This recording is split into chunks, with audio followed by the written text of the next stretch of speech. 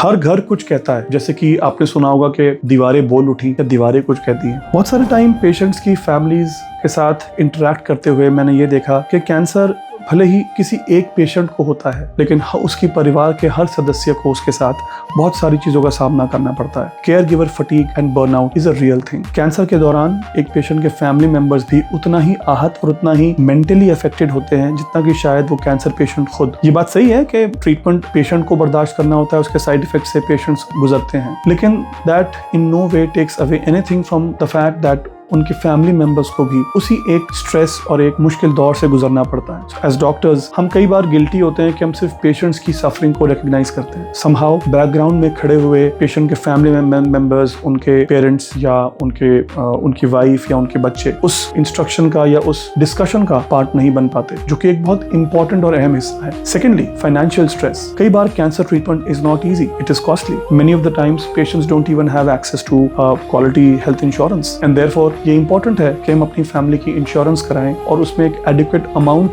का इंश्योरेंस कराएं जो कि हमारी फैमिली की नीड्स को आने वाले समय में फुलफिल कर सके। इसी तरीके से सोशल आइसोलेशन। बहुत सारे पेशेंट्स ऐसा महसूस करते हैं कि इस जर्नी के दौरान या तो वो खुद सोशली विड्रॉन हो जाते हैं या समाज में उनको उस तरीके की मान्यता नहीं मिलती, उस तरीके का एक्सेप्टेंस नहीं मिलता। बदलते हुए समाज के मापदंड ऑफ ब्यूटी इस बात को डिफाइन करते हैं कि पेशेंट्स के बाल जिनके चले जाते हैं वो बाहर निकलने से डरते हैं, या जिनको विजिबल सिम्टम्स होते हैं प्रॉब्लम्स के वो बाहर जाने से कतराते हैं, सोशल फंक्शंस एंड पार्टीज को अटेंड करने से कतराते हैं। ये बहुत सारे इश्यूज हैं जिनके लिए एज अ सोसाइटी हमको अवेयर होना पड़ेगा। Cancer patients and their families deserve your empathy, they deserve your support, so please come together and raise awareness about these important issues.